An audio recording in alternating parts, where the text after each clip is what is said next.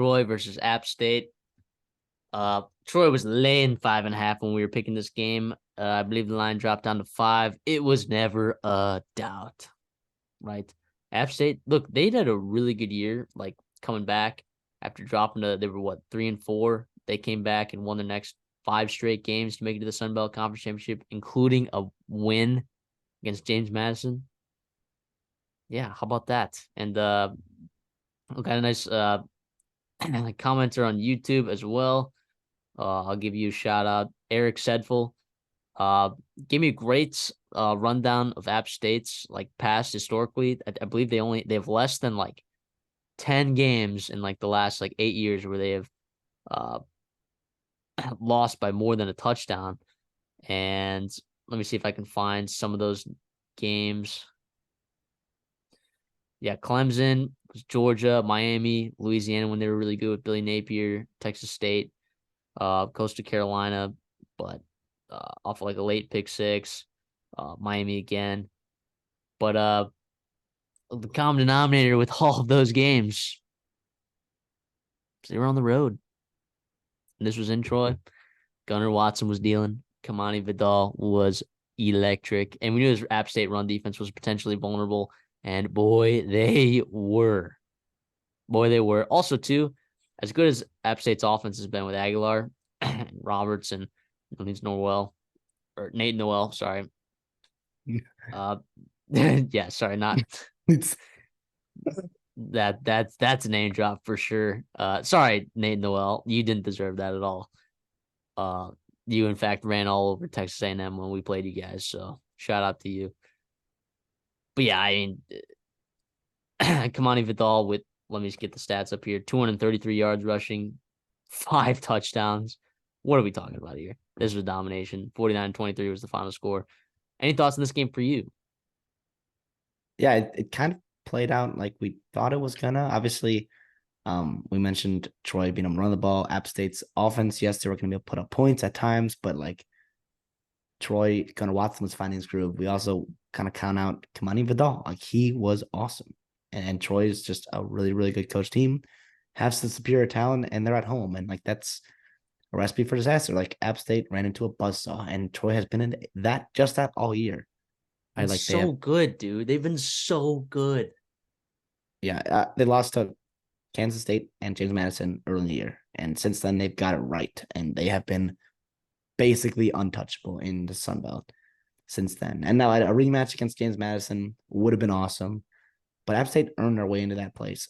In my opinion, they beat James Madison, right? So like App State is obviously deserving to be there. Both these teams had a very, very successful year. Going to turn your attention to the bowl game, right? Troy, I believe, plays Georgia Tech, which is awesome. That's actually a really, really good matchup. They're in Right. the Oh Birmingham yeah, yeah. Bowl. Wait, where do they play Duke? Or did they switch that last minute? Oh yeah, they Oh, play I'm not Georgia too Tech. You're right. You're right. No, I no, think you're it's right. I think it okay, It's awesome. Georgia And Tech. then App State, I'm trying to find them. I had it written down. Oh, they play Miami, Ohio. What an absolute showdown right there. Oh, yeah, yeah, that's right. I knew I liked that game. And then obviously, like, keep your coaches. Like, I'm not too worried about Sean Clark in App State. I believe he is a for lifer. We talked about there. He is a mountaineer through and through. But John Summerall has been at the top of plenty of very good Power Five head coaching jobs, and deservingly so because of the success he's built at Troy. But he seems happy there, and the Sun Belt is on the up. We talked about it. We covered him a lot this year. Like, there's going to be a Way on gap the there with SMU leaving and those 3 other teams leaving the AAC last year. The Sun Belt is right there to become the 5th best conference in football. And I don't think that they might already be that, right? But they've got 12 teams going bowling. Look, I'm gonna go on a limb here and say that Troy is the best G5 team out there this year. I think they're better than Liberty. Not because Liberty's bad. I think Liberty just, look, we don't have a lot to base it off of, right? Based on the competition that they've played, Yeah. right?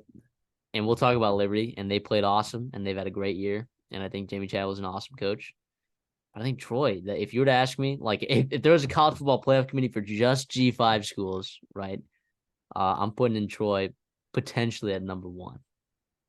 Troy SMU, I've also, very Yeah. respectful this year as well. But yeah, James Madison deserves to be up there as well. Yeah, that just speaks to the strength of John Summerall and what they've done here at Troy. Obviously, we talked about it with the Mountain West teams, right? Boise State and UNLV and everyone else. Like roster retention is everything in college football right now. If you are a program like this, like keep guys in house, find ways to keep them in the G5 level. We saw some talented receivers, Torrey Horton and Malachi Corley, like stay in the G5 ranks. And like we saw that did wonders for their teams at times this year. That's what you have to do if you're Troy and App State and everybody else in the Sun Belt as well, because there's plenty of teams in the SEC to left, or to the west of you in the Big 12, and obviously everywhere in the country that wants guys like your guys on your team because of the success that you've had there, coaching, recruiting, and developing them. I agree. But look, App State still going to be a good ball club year in and year out. Right? They looks like they got a guy over there at quarterback. So I'm excited to see what they do in the years to come. Aguilar does have eligibility, of course. So does Kanye Roberts as a freshman. And I don't know. Noel feels like he's been there for a while. He's still got eligibility. What do you know? So look, seems like the core of this team, Caden Robinson still has eligibility as well. I mean, look, the core of this offense is still there, right? It's going to be a good ball club next year, I think. Let's fix that run defense. You know, we thought we fixed it, and obviously Troy is going to run the football, and a lot of teams in the Sun Belt. But for next year, like that's going to be obviously, and Shot Clock knows it. He knew it early in the year. They changed some things. They threw some players, threw a bunch of wet piece of paper at the wall, and see what stuck. You know, like that's what they did, and it did for a while. And credit that coaching staff and those players for fighting. But when you run into a buzzsaw like Vidal, like Troy on the road, like the dam might break, and it did in that fourth quarter because it was a game. It was a game, right, going in that fourth quarter, and the floodgate just opened. Yeah, look, stay tuned because look, Sunbelt has the most teams going bowling. So if you're a Sunbelt guy, we're gonna cover every single bowl game. So if you're a Sunbelt guy, make sure you're here at the Redshirt Sophomore to see it all. To see it all.